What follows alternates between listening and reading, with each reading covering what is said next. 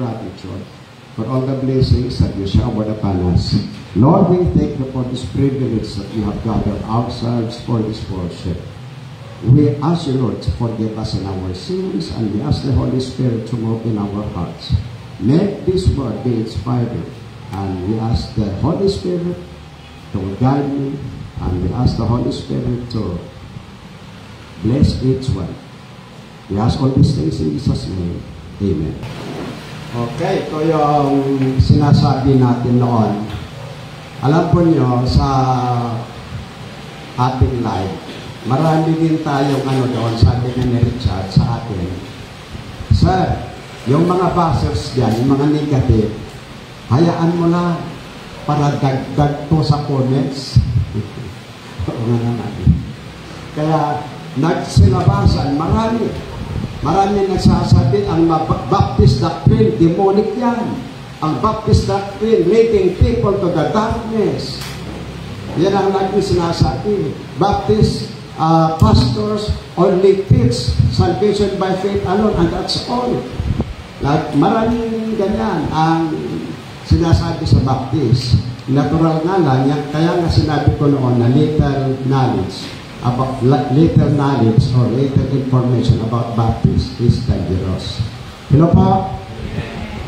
I want to, kung naisip ko na yung video, may isang pastor na 27 yata or 37 years na pastor ng Baptist.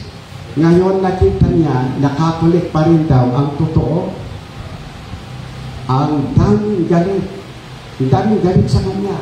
Teki ka na pastor ka. Ganito, ganito. Tapos sabi ko, anong masasabi mo sa ganitong klase ng pastor? Imagine yan. Siya nagsasabi na Catholic pa rin ang totoo. Kaya sabi ko, ang advice ko naman, siguro nung naging pastor ka, hindi mo pa alam ang toro, doktrina ng Baptist. Pangalawa, maaring nagpastor ka not by calling but by profession. Parang ginawa mong profession lang yung pagiging pastor, ginawa mong hanap buhay lang yung pagiging pastor. Kaya, ayan, inokoran ka ng malaking support sa Katoliko, nandyan ka na. Natural, imposible na hindi pari ang nagsabi sa iyo, nasasabi, sarahan ng Baptist at pupunta ka sa Katolik. Nakakalungkot lang na naging pastor ka na hindi mo na-enjoy, hindi mo nalaman ang totoong doktrina ng Baptist. Hello po? Totoo naman eh. Maraming ganon. Hindi lahat ng graduate sa Bible College sa tinawag. Pero may mga graduate sa Bible College na hindi sila tinawag, pero ginagamit nila ang kanilang knowledge para ipipinsa ang salita ng Panginoon. Back up sila, nakakatulong sila. Pero nagtataka tayo, may mga Baptist graduate nagpastor tapos lumipat sa Seventh-day Adventist, lumipat sa kung saan-saan. Ibig sabihin, ito yung mga pastor na hindi talaga tinawag na magpastor. Hello po? So, yan ang ibig ko sabihin, halimbawa, mga ito, ayan, si Richard Daniel, nagpastor yan. Pero at least, hindi yan lumipat, nandito pa rin. They offer themselves as backup. Hello po? Assistant, sumusuporta sa ministry. Pero ang talagang, yung sinasabi ko dito, yung mga pastor na full-time na, bigla na lang lumipat sa ibang toro. Ibig sabihin, hindi nila nalaman ang totoong toro. Kasi kung nalaman mo, kaya kung sinabi doon sa celebration ng Baptist Day, my father is a preacher of the Assemblies of God. Mga bayan ko, mga kapatid ko, mga Pentecostal. Ang nag-adapt sa akin na Amerikano, United Pentecostal, Oneness Pentecostal. When I was converted by Baptist faith, sa Southern Baptist ako nag-aral. Pero nakita ko marami pa rin yung hinahanap ko, parang marami pa rin problema. Hanggang sa napunta ako sa Bible Baptist, napag-aralan pa ng gusto, kaya I will never experience the faith, doctrine, belief, and practices of the Bible Baptist. Hello po? Mamamatay ako being a Bible Baptist. Hello po? Kasi na-enjoy ko na, naramdaman ko na, nalaban ko na ang katotohanan.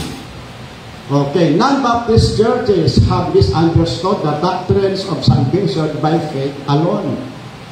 Ito ang hindi maunawaan ng mga non-Baptist churches. Siyempre, very, very clear nga naman. Ephesians chapter 2, 8 and 9, ang kaligtasan ko ay libre. Ang kaligtasan ko ay hindi batay sa gawa.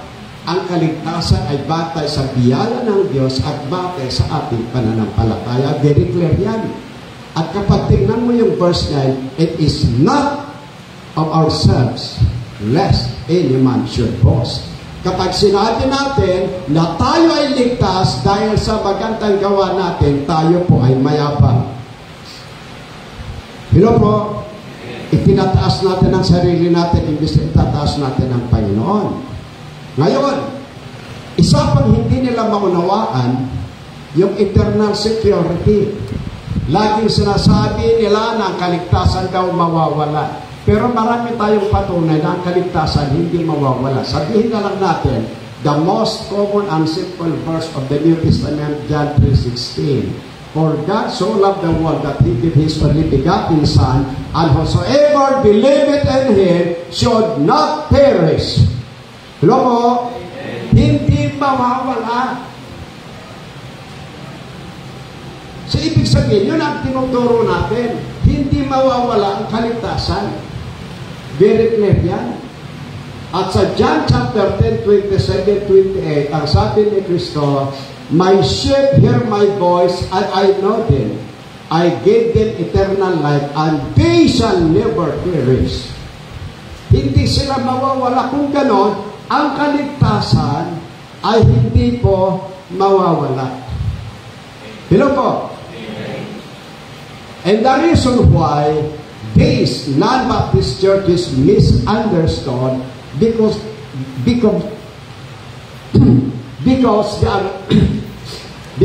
are not following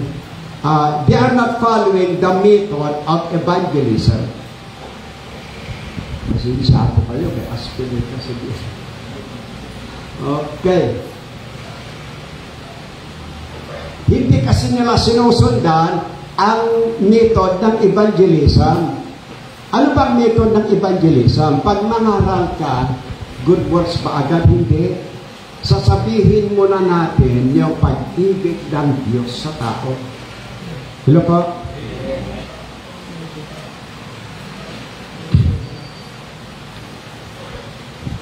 Being a Baptist, we are following the method of evangelism. Andiyan pala. Anong method of evangelism?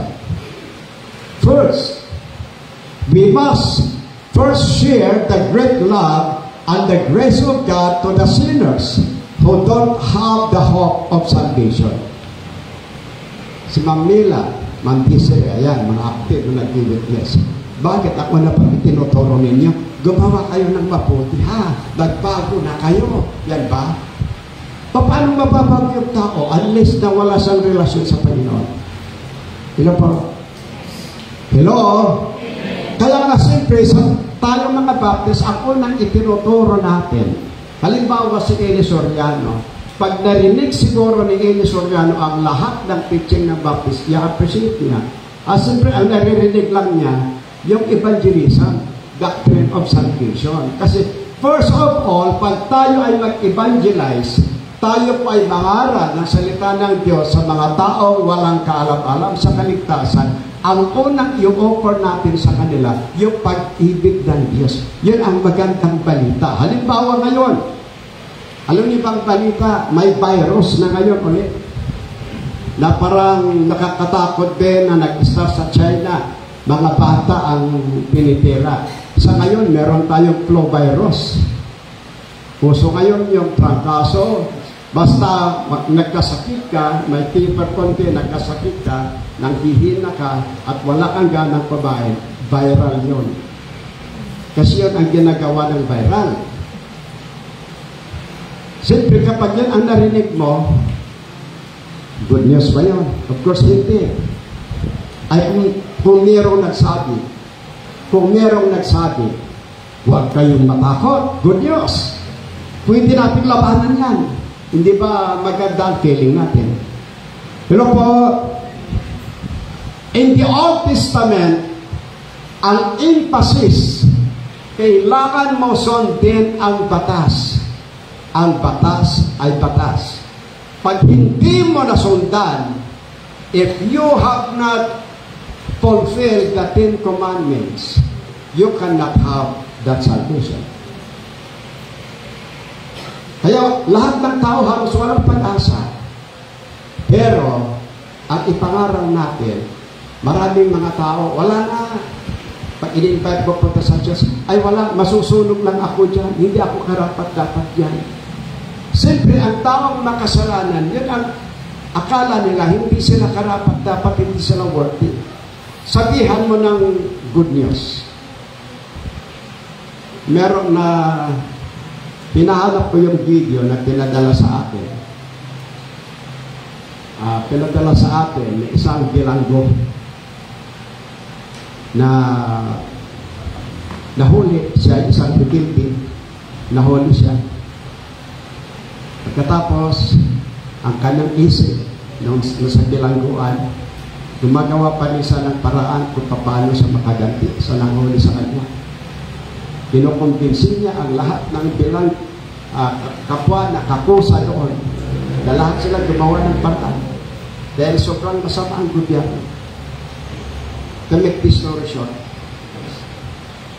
may mga baptist na mga polis na napunta doon kasi pinagbawal muna nilang mga pastor kasi delikado.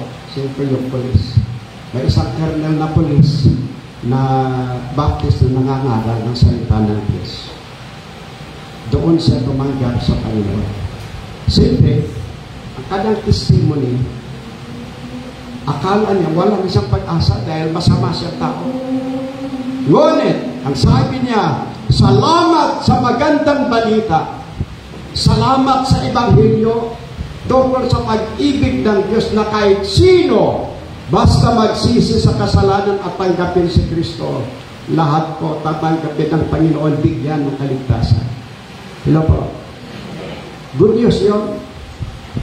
Pumunta ka ng bilangguan, hoy, lahat kayo magbago na kung ayaw yung impyerno, ganun ba?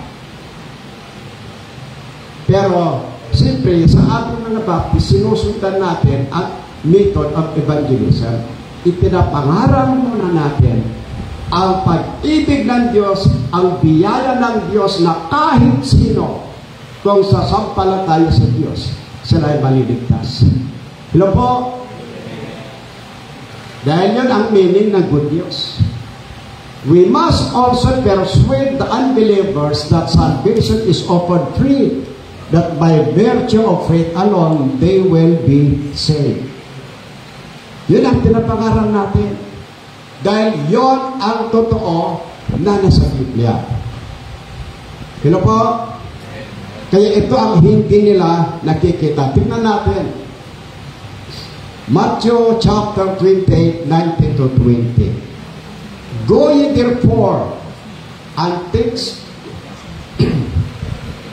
all nations. Go ye therefore and teach all nations, baptizing them in the name of the Father, and of the Son, and of the Holy Ghost.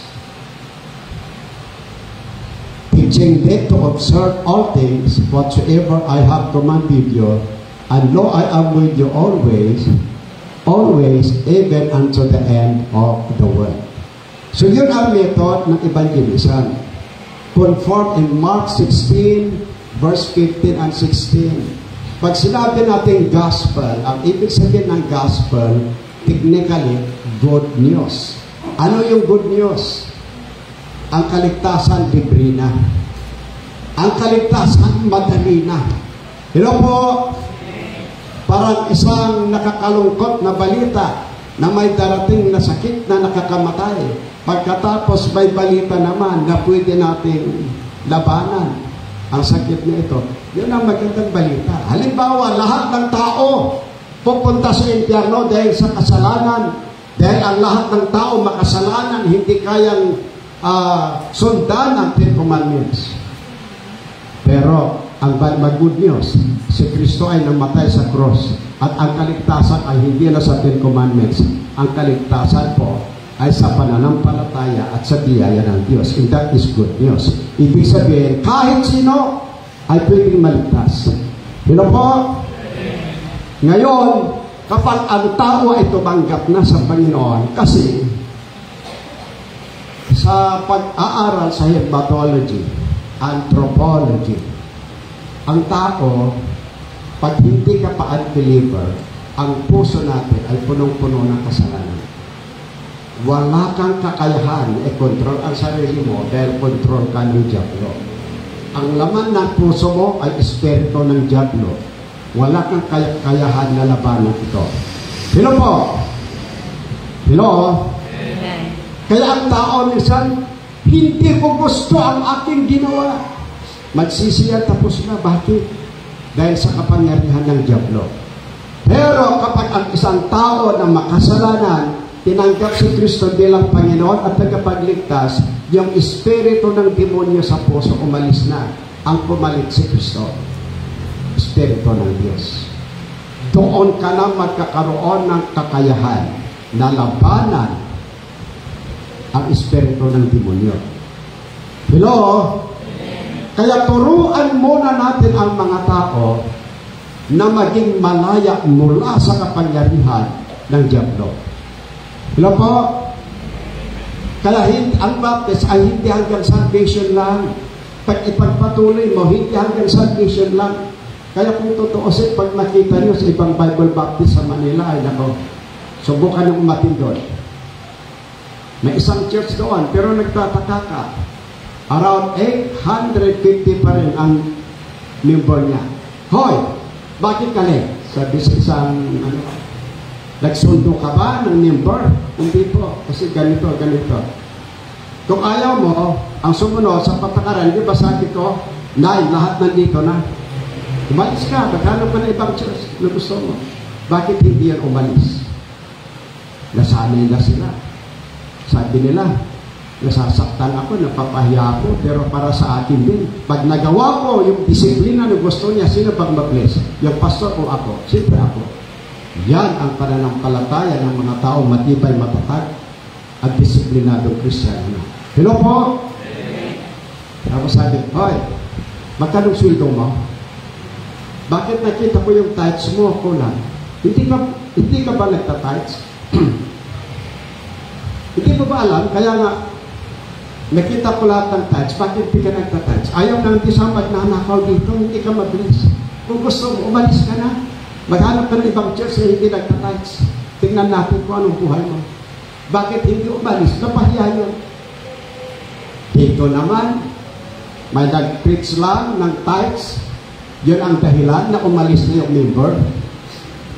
Ang problema kasi, tingnan nyo sa inyong mga dalaga, baka nag-baptize lang yung lalaki dahil sa inyo, pag naturoan ng responsibility, aalis. Maraming ganon. Hello? Nakita hindi mo sabihin? So akala nila ang baptist hanggang faith lang tayo. Hindi. Mas stricto pa tayo kung totoo siya. Ngayon, kaya kasabi ng ipakita mga Christian, saan ba nagpunta si Christian? Titus 1:13. Paki-ano nga doon? Daniel, paki-ano nga doon? Titus, ay, zero ka pala. Titus 1:13. Tingnan mo, baka na-rapture na si Christian. Titus 1:13. O, tingnan yan din ito. Kung professional in character ka, kung matibay ang pananampalataya mo, kung talagang gusto mong lumago sa pananampalataya, pag-aralan mo yan. This witness is true. Wherefore, rebuke them sharply, that they may be sound in the faith. Yun po ang sabi na po sa po kay Titus. I-review mo sila. Ano ba ibig sabihin ng sharply? Rap, kung yung masakit pakinggan. Ngunit yung sinasabi dito, ito ang katotohanan. I-review mo sila kahit masaktan sila dahil yun ang paraan na sila ay magiging malusog sa pananampalataya. Hello po? Sabi ng pastor, nakita ko, kulang ng tithes ko. Saan mo dinala? Ayaw ng Panginoon ang magnanakaw dito. Pag umalis ka, sige, punta ka sa church na walang tithes. Tingnan natin ang buhay mo. Siya ang nagsuri, hindi umalis. Bakit? Matibay, matatag na. Tapos sabi na, paglabas nila, Brad, nasir mo ng kaas, tinantsawan. Sabi naman niya, hindi, para maging matibay tayo, para naman mas lalong maging faithful tayo sa atin. Masakit yun, pero kailangan ko rin.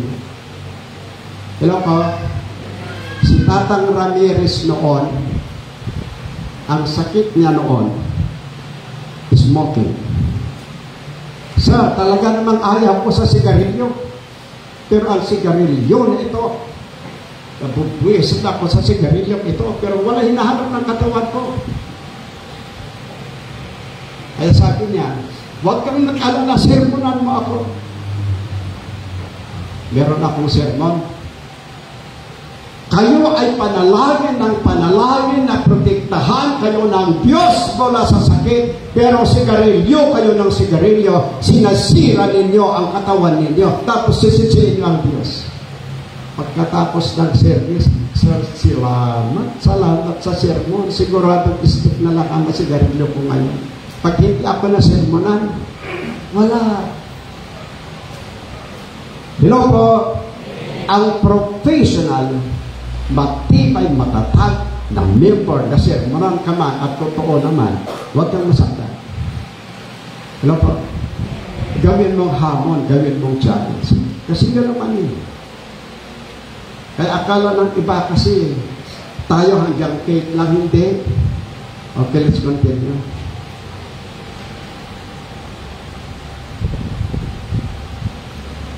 Okay, dito na sa scripture natin. Bakit mahaba yung intro? Our scripture speaks about a new direction. Hello po. Anong sabi sa scripture natin? 2 Corinthians 5:17. Therefore, if any man be in Christ, he is a new creature. All things are passed away. Behold, all things are become new. Yun ang scripture natin. Kung ganon, ang sabi ng Apostle Paul, ang lahat ng nakay Kristo ay bagong nilalang. Hello po. Ang mga lumang bagay, nawala na po. Pati anong mga ulit yung scripture natin? Start tayo ulit. 2 Corinthians 5:17. Therefore, if any man be in Christ, he is a new creature. All things are passed away. Behold, all things are become new. Hello po. Anong ibig sabihin yan? Kung ganon, ang lahat ng nakay Kristo, bagong nilalang. Mga lumang bagay, wala na. Ngayon, lahat ng mga bagay, naging bago na. Yun yung sinasabi ko kanina. Ang isang taong makasalanan, kailangan mo na magkaroon ng tunay na relasyon sa Diyos. Hello po. Kapag ang tao ay nagkaroon na ng relasyon sa Diyos, at siya naging anak na ng Diyos, doon na siya mag-start na magbabago. Kaya tingnan natin. Balik mo sa atin.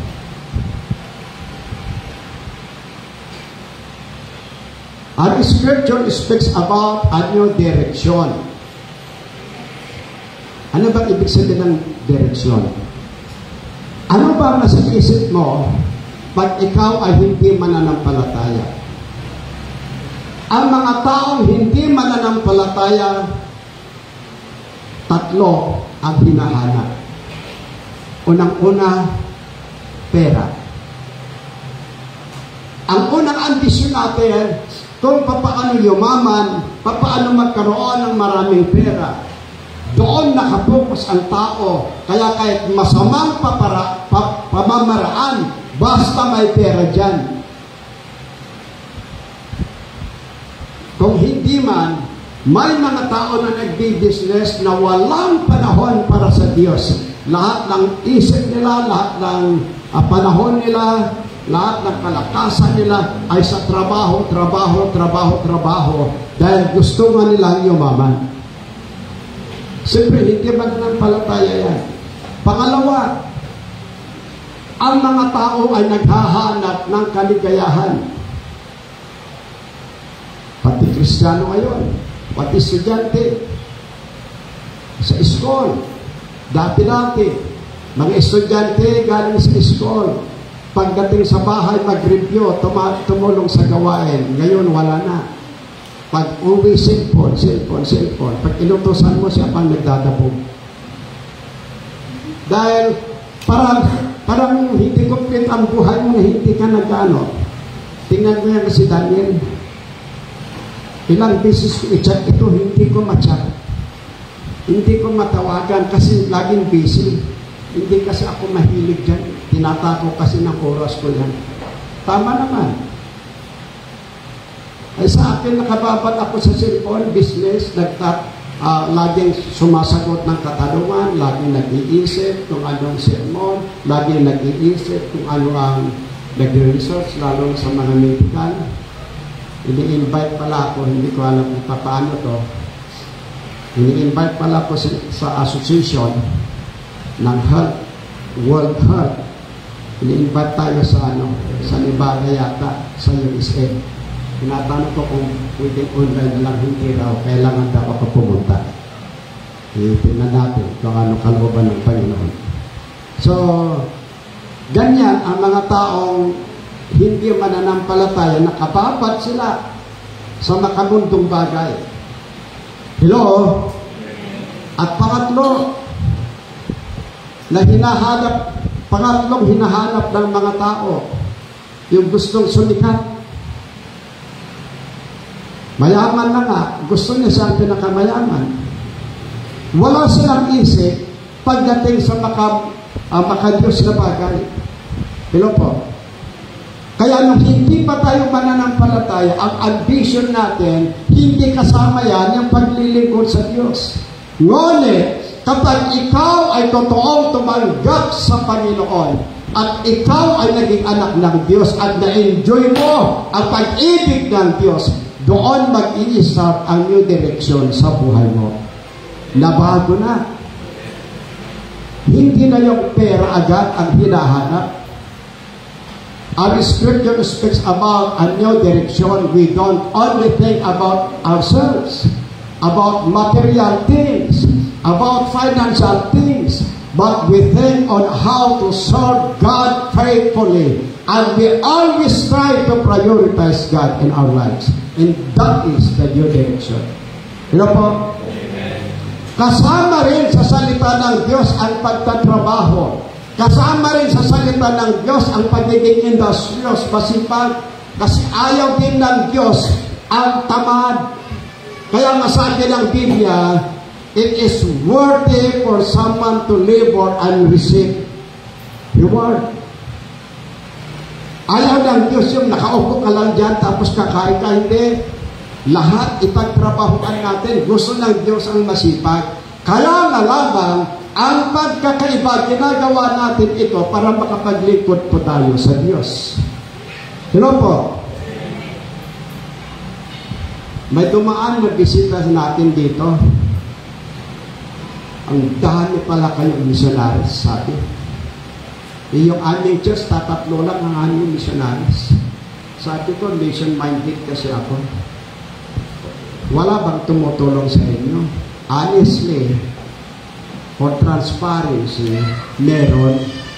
Kaya lang, ang sinabi ko sa kanila, naghahanap ako ng tumulong, hindi para sa atin, para sa mission, kasi gusto natin maraming kaluluwa ang maligtas, maraming pastors ang mangalap ng kaluluwa. Hello po? Yun po yung new direction, vision, ibibigay ng Diyos sa atin. Kasi, kung ikaw ay totoong mananampalataya, inaulit ko, kung ikaw ay totoong mananampalataya, at ikaw, kung kaya ikaw, totoong mananampalataya, naramdaman mo yung pag-ibig ng Diyos, imposible na hindi mo isipin kung paano ka nakapaglingkod sa Diyos. Kaya nga, siyempre, bilang anak ng Diyos, ang new direction, ginagawa natin ang lahat kung paano tayo makapaglingkod sa Diyos. Hello po? Hello? Yung iba absent dahil duty. Nasa duty, nasa gobyerno, kaya nasa company. Yung iba sa atin absent dahil hindi natin priority ang church. Ilang beses kong sinasabi, if your absences from the church is under your control, pinapakita lamang na hindi mo priority ang Diyos.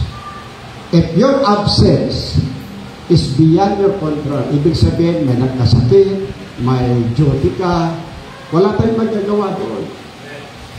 Kaya nga, pribilehiyo natin na meron tayong time para sa Sunday na maglingkod sa Diyos. Hello po? Kaya yung iba, tingnan nyo, iba dito, from Posorobio. Of course, sinasacrifice nila. Pero kung sino pa yung galing ng malayo, sila para maaga. Hindi ba? Pinaprioritize nila ang Diyos. Hello po? 2025 na. Kailangan mo naman natin unahin ng Diyos. Siyempre, pwede mong sabihin. Hello po? New direction na. About financial things, about many things. Yun ang pinaprioritize natin noon. Pero ngayon, na ikaw ay anak ng Diyos, gumagawa ka ng paraan. Priority mo ang maglingkod sa Diyos. Question on the process of transformation. Tingnan natin. Can we change ourselves on our own? Can we change ourselves by ourselves? And how to be transformed? Paano ba naman talaga mag-transform? Siguro in-imagine natin. Ako, senior citizen. Pwede bang mag-transform ako na isang 21 years old? Hindi naman yun ang ibig sabihin. Hello po? Hello? Maganda sana kung pwede ano. Sinong mga matatanda dito na gustong bumata? Gusto nyo mag-transform? Yung matataba, maging maging payat. Pero hindi yun ang ibig sabihin. Yan po ay tumutuko sa new direction. Paano nga talaga mag-transform? Hindi naman natin talaga kaya mag-transform. Technically, hindi natin kaya. Halimbawa, isang criminal. Lumigaw sa isang Christian. Sabi ng babae, alam mo, Kristiyano ako. Ang hinahanap ko, yung Kristiyano, para walang titigil sa akin sa paglilingkod sa Diyos. Ay, paano kung walang Kristiyano? Di okay lang. Sabi ng sige, dahil sa'yo magbabago na ako. Na hindi ako iinom, na hindi ako magsisigarilyo, na hindi ako gagawa ng masama. Nagbago nga naman talaga. Kaya nga lamang, nung nagkaroon sila ng fellowship sa church, hindi na iwasan, inimbris siya ng kalalakihan, nagsilos na galit, bumalik sa pagiging criminal. Nakuha niyo yung sabihin? Nagbago yung lalaki dahil lang sa babae. Ibabalik at babalik talaga yung masamang buhay. Pero kapag ikaw ay binago ng Diyos, nagbago dahil sa Diyos, hindi kahit kanino man, ibig sabihin, genuine na yun. Hindi at hindi ka babalik sa masama dahil ikaw ay binago na ng Diyos. Hello po? Tingnan natin ang process. Paano tayo magbago? Paano kaya tayo magkaroon ng transformation? We cannot change ourselves by our own, but we can be changed through the Word of God. Hello po?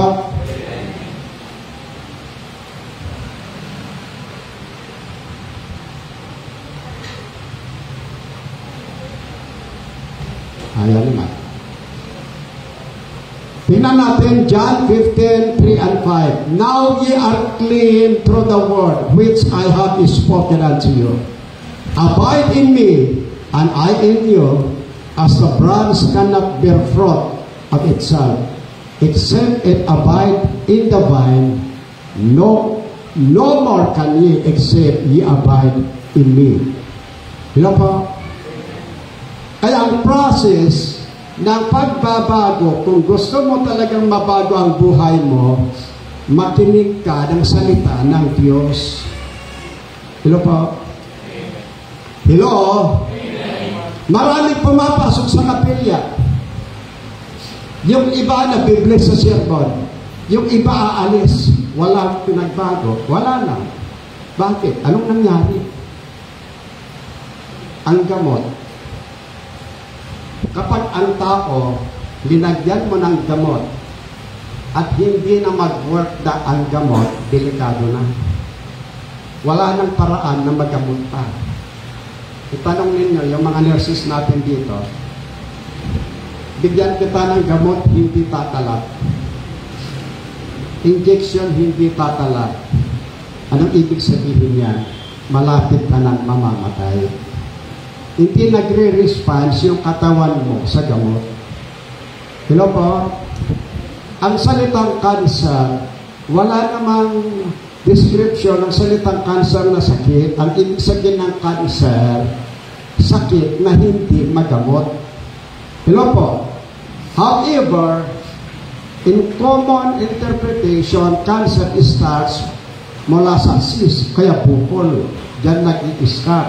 At karamihan kung bakit ang mga kababaihan nagkakaroon ng bukol dahil sa kakulangan ng hormones. Hormonal imbalance. Okay, para hindi tayo lumayo sa spiritual. Bakit maraming Kristiyano nasakitin hanggang ngayon?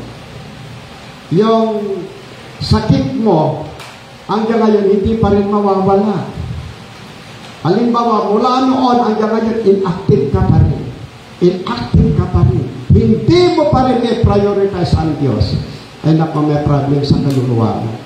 Malapit ka ng kunin ng Panginoon. Kaya pala, hello po, ang salita ng Diyos ay mabisayan na gamot sa sakit ng ating kaluluwa. Ang salita ng Diyos mabisayan at yon ang pag-start kung paano mabago ang tao. Ang tao na hindi nakikinig ng salita ng Diyos, wala sa spiritual success. Hindi yan aasinso. Hindi yan magiging faithful. Ganon pa rin. Pero nakikinig ka naman ng sermon. Una, pumapasok dito, hindi pumapasok sa puso, lumalabas dito. Hello po. Pangalawa, ginagawa mong hobby lang ang pagpunta sa church. Ang pagpunta sa church ay hindi hobby. Ginagawa natin ito dahil sa pagmamahal natin sa Diyos. Amen? Kaya tayo nakikinig ng salita ng Diyos. This is what we call spiritual feeding. Meron po isang pastor, inatake ang mga member na gumagamit ng food supplements. Mga member na gumagamit ng mga gamot.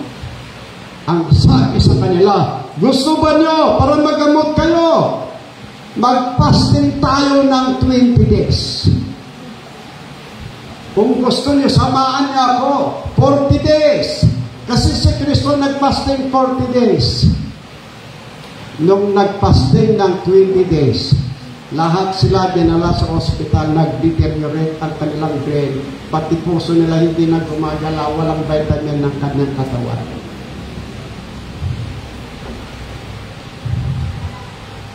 Siyempre, saan kukuha ng katawan natin ng vitamins? At siya naman, nag-fasting ng 40 days, nawalan siya ng pag-iisip, walang direksyon. Ininjektan ng vitamin B dahil nag-leukemia na. Hello po? Nang ibig sabihin, ang katawan na ito, kailangan niya talagang pagkain. Meron palang joke doon sa sinabi ni Kristo. Jesus said, man cannot live by bread alone. Hello? Ano ibig sabihin na Daniel?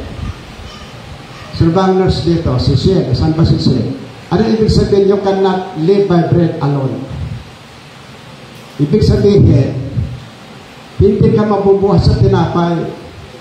Huwag na lang yung tinapay. Kasi ang tinapay, ginamitan yan ng puting harina, white sugar, maraming sakit yan. Kumain ka na lang ng kanin, mas maganda pa.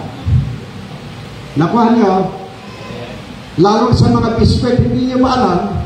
Kaya minsan natin mga pupalan kami sinasabi, no, eating too much bread is not good. Those biscuits are full of preservative that hurts your tummy. Yung mga picture na biscuit na kinakain nagkaroon ng ulcer hanggang sa nagkakaroon ng colon cancer. Sa akin, hindi ako kumakain gano'n ng tinapay. Kaya hindi na tinapay kinakain. Kanin na lang. Hello? Pero hindi naman masama ang tinapay. Hindi naman masama ang tinapay, pero huwag natin gawing tinapay ng pagbusog natin. Snack lang yan. Kabayan pa rin ng fresh. Hello po? Ye are clean through the word. Pag ang puso mo ay nilinisan ng Panginoon sa pamamagitan ng salita ng Diyos, wala na yung galit, wala na yung inggit, wala na yung masamang binabalak mo doon, ang tumalit na, ang iniisip mo kung paano maglingkod sa Diyos, paano gumawa ng bagay na gusto ng Diyos, paano ka maging blessing sa kapwa-tao, hindi gaya noon ang gustong ikaw lang ang laging sikat. Hello po? Hello? Kaya bakit walang pinagbabago? Ibig sabihin, hindi mo ina-absorb, hindi mo kinakain ang salita ng, hindi mo talaga linalagay sa puso ang salita ng Diyos. I am the vine, ye are the branches, he that abideth in me. So nakikita natin, kailangan din natin ito yung close fellowship with Jesus Christ. Amen? Transformation comes through our prayer and desire. Ang tanong, paano ba Tagalog? Ang tanong, transformation comes through our prayer and desire. Ang tanong, ginusto mo na bang magbago? O kaya ganito na lang? O ganyan yung ganito? Ang tanong, ginusto mo ba? Sinabi mo ba sa Panginoon, Lord, sa nakaraan, inactive ako. Lagi akong late. Hindi ako nagtatides. Hindi ako active. Hindi ako nag-witness, Lord. Baguhin mo ako ngayon. Gusto kong gawin ang iyong kalooban. Did you pray like that? Nag-pray ba tayo ng gano'n? Hello? Na naman, bakit tumahimik kayo? Nag-pray ba kayo ng gano'n? Pag nag-pray kayo sa Amen? Ay nako. Gusto ba ng mabago? Gusto ba natin nagkaroon ba tayo ng desire, plano na tayo ay babaguhin ng Panginoon, magkaroon ng new direction? Pinag-pray ba natin yan? Gusto ba natin yan? Would you please say amen? Amen. Malakas. Hello? Nagdududa pa rin kayo, ano? Totoo po yan. Transformation comes through our prayer and desire. Kung wala kang desire sa isang bagay, wala. Kaya nga, tama yung sabi nila, lahat ng remedyo gagawin mo kung interesado ka. Pero kapag hindi ka interesado, maraming reason. Marami kang, anong reason? Marami kang alibay. Totoo po. Alam naman natin lahat tayo, pa-interesado tayo sa isang bagay, ginagawa natin ang paraan. Pero kapag hindi po tayo interesado, marami tayong alibay. Hello po? Psalm 51:10-12, create in me a clean heart, O God, and renew a right spirit within me. Awit kasi ito eh. Sino nakakalam na awit dito? Si Jesus, alam mo ba yan? Pagkaawit mo nga. Ayan. Kailangan tayong magkaroon ng desire kung gusto natin na umasinsong spiritual. Kung gusto natin mabago ang ating buhay, kailangan ipag-pray natin at magkaroon tayo ng desire. Lord, tulungan mo ako. Gusto ko na maging faithful. Pwede naman, gusto ko Panginoon, ganito na lang, okay lang yung ganito. Hindi pwede eh. Kailangan tayo lumago at lumago na lumago. Alam po niyo kung bakit tayo kailangan lumago at lumakas sa spiritual. Para meron tayong lakas na lumaban sa mga tukso na gagawin ng Diablo sa atin. Hello po? And the reason why kung bakit tayo kailangan maging spiritually growing, malakas, para meron tayong kalakasan na labanan ang mga tukso sa ating buhay. Pangalawa, para kahit ano kalaki ang problema, ang isip natin, kaya pa rin natin sumaya. Alam niyo ba, ang kaligayahan hindi nabibili yan. Pumunta isang mayaman sa doktor, Dok, bigyan mo ako ng gamot niya, gusto kong sumaya kahit hanggang ngayon. Meron naman ako. Ang family ko okay naman, may pera naman ako, pero parang may kulang. Hindi bigyan mo ako ng tableta. Ang sabi ng doktor, sorry po, walang gamot sa ganyan. Pero ito, very hard to get God like a medicine. The joy of the Lord is my strength. Kailangan ka maglingkod sa Diyos, gamitin mo ang kayamanan mo na maglingkod sa Diyos.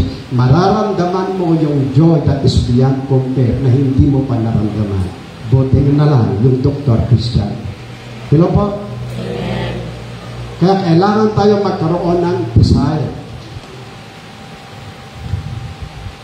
Cast me not away from thy presence and take not thy Holy Spirit from me.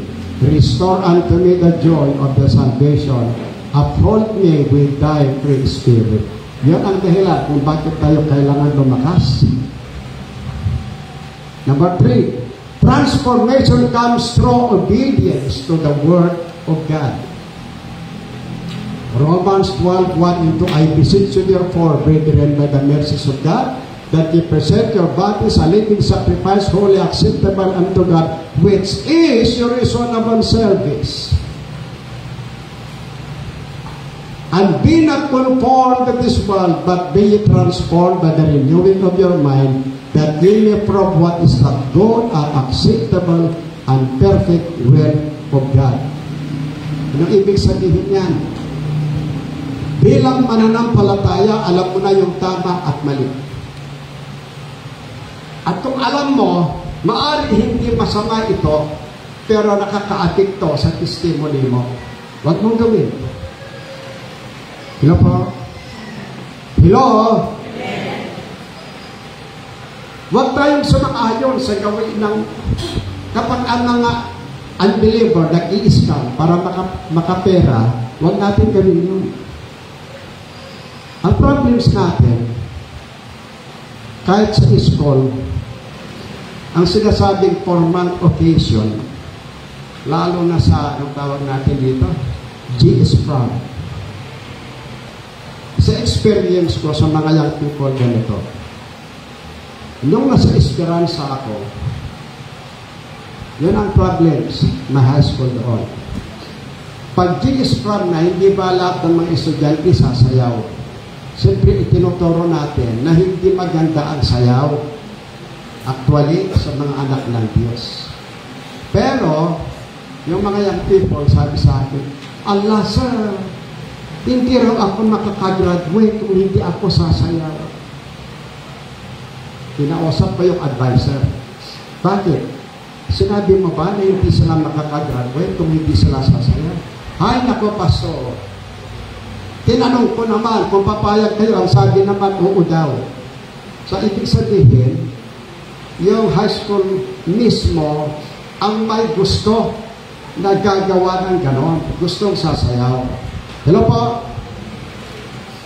Kaya, ang ibig ko sabihin, hindi po tayo lalago spiritual kung yun ang desire natin. Hello po? Ang problema, gabi, sabi ng isang young people, sir, gusto mo pang makita kung sino yung mga young people pa na sumasayaw? O sige, punta tayo. Ako naman, hindi ko naman maidaisip. Pumunta ako, ganyan. Tinignan ko. Naku, may nakakita pala sa akin. Tapos ang sabi ng teacher, nakita naman namin yung pastor ninyo nanonood kagabi. Kaya dapat doon hindi na ako nagpunta. Ang importante, basta sinabi mo na hindi, nasa kanila yun. Hello po? Sa mga, hindi lang sa mga young people, sa mga kalalakihan. Noong nagtuturo ako sa regional command, kaharap ko mga general, mga colonel sa PNP, hindi naman basta-basta at hindi naman basta-basta nakikiharap sa kanila, hindi naman basta-basta sino makakaharap sa kanila. Tawagin nga si Father ng Evangelical. Andiyan kami. Alam niyo ba kinunting doon, pundador? Oh, Father, siya, ngayon lang naman. Nahihiya ako na hindi pero naisip ko, Lord, ano kaya? Sabi ko, General, sinsya ka. Hindi ako talaga umiinom. Ano ba talaga, Father? Honestly, bawal sa pananampalataya mo o talagang bawal po talaga. Wow, Father, sasaluduhan kita.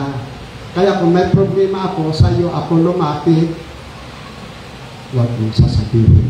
Sabi sa akin, yung Katoliko na yan, paano ako lalapit? Kasama ko yan sa beer house. Kasama ko yan sa inuman. Pagkikita pa ng Panginoon yan. O, nakita nyo, maganda na lang minintay ko na hindi maganda sa pananampalataya ko. Kaya nag-build up yung testimony. Hello po? Hindi ka nakawitness kung kasama ka sa inuman. Halimbawa, sina Daniel. Kasama niya ng isa, Daniel. Uminom. Kahit anong gawin ni Daniel na mag-witness, hindi na yung paniniwalaan. Hello po? Hindi ka na paniniwalaan ngayon, kaya kailangan natin protektahan ang ating testimony. Hello po? Bakit kayo tinatamad kayo mag-amen? Wala, dagdagan ko yung sermon pagkakas. Amen kayo ng amen para hinto na tayo. Hello po? Amen. Pag alam natin yung masama at nakasisiro sa testimony natin, iwasan natin. I think this is last. Transformation comes through the Holy Spirit. And grieve not the Holy Spirit of God, whereby ye are sealed unto the day of redemption. Let all bitterness and wrath and anger and clamor and evil speaking be put away from you with all malice. Ang Holy Spirit ang nagtatrabaho sa ating konsensya, kaya dapat pakinggan natin. Hello? Pag Kristiyano ka, anong oras na? Linggo ngayon, anong oras na? Ala, malit na tayo. Malit na tayo. Kasi imposible, kapag ikaw ay faithful na anak ng Diyos, imposible na ang Holy Spirit hindi nagtatrabaho sa iyo. Imposible, makukonsensya ka.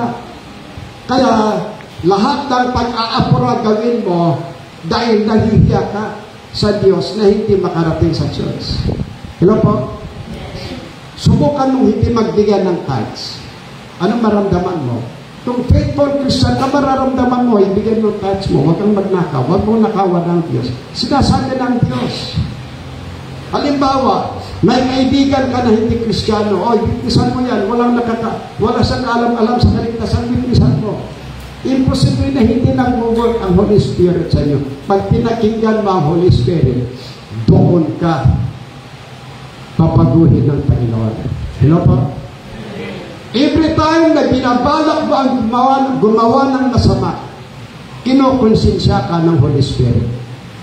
Every time, sabi natin, linggo ngayon, pero hindi bali, maunawain ang Diyos. Picnic muna tayo. Imposible hindi ka makonsensya. The Holy Spirit will always say, prioritize God. Go to church. Hello po? Kaya pakinggan natin ang dictate ng Holy Spirit. These are the process of transformation. Ay, meron pa pala. Last na ito. Transformation comes through the fear in God. The fear of the Lord is to hate evil, pride, and arrogancy, and the evil way and the froward mouth do I hate. Ibig sabihin, pag may takot ka sa Diyos, doon nag-uumpisa na dating ginagawa mong masama, hindi mo nagagawin. Dating nagnanakaw ka, hindi mo na magawa. Dito sa church, dito sa office, si Christine at si Desiree at ako ay may makinalaman sa pera.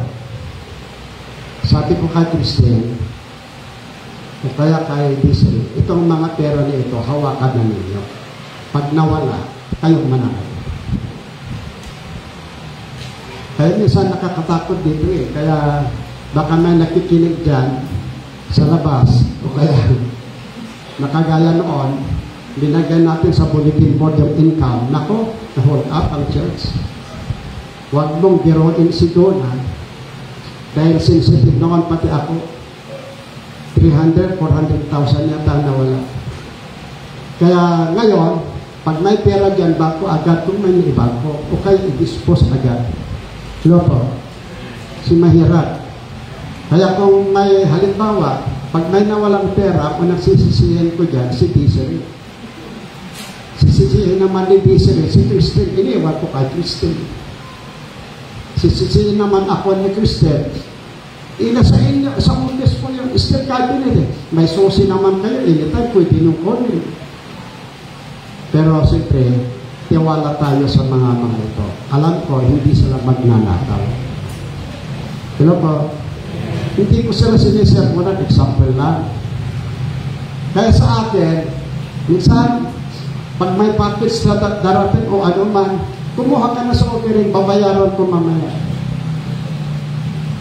Pag nakalimutan ko, halimbawa, pag kinuha 500 at nakalimutan ko, babayaran ko 600 naman, may interest na. Kasi hindi naman talaga pwede utangin ang offering eh. Emergency purposes lang. Kaya sabi ko, 100 lang, 500 lang, lalo na kung pera ng Diyos ang ninakaw mo, delikado yan. Pag-aari ng Diyos yan. Hello po? Ay alam ko ang mga ito, honest ang mga ito, kaya tiwalang-tiwala ko sa kanila. Kaya gusto ko sila na lang ang hawak ng pera. Sabi ko ay Desiree, yung mo na sa inabaan. Tapos, pagbaba mo ng sasakyan, ganito mo, yung makikita nila na may pera kang dala. Pero hindi yan. Yung pinag-usapan natin dito is, ang transformation ay nag-i-start yan sa takot natin sa Diyos. Kasi kung may takot ka sa Diyos, hindi ka nagagawa ng masama. Hello po? Hindi ka nagagawa ng masama sa kapwa-tao. Kundi ang gawin mo pa, gusto mo maging blessing sa ibang tao. Be not wise in thine own eyes, fear the Lord, and depart from evil. Hello po? I hope conclusion na ito sa lahat. Pag-imin na kayo. Pag nag-imin kayo ng malakas dahil conclusion, ituloy ko pa. Hello? Amen. Okay, ituloy natin. Dagdagan pa natin. Okay. Therefore, my beloved, anong sinasabi sa 1 Corinthians 15:15? Therefore, my beloved brethren, be ye steadfast and unmovable, always abounding in the work of the Lord, for as much as you know that your labor is not in vain. Yun dapat ang isipin natin. Lahat ng magandang bagay na ginagawa natin para sa Panginoon, hindi po sayang. Lahat ito, babayaran ng Panginoon, i-bless tayo ng Panginoon. Ang isipin natin, unahin natin ng Diyos, ang sakripisyo natin, hirap natin, hindi po ito sayang. Doon tayo i-bless ng Panginoon. Amen?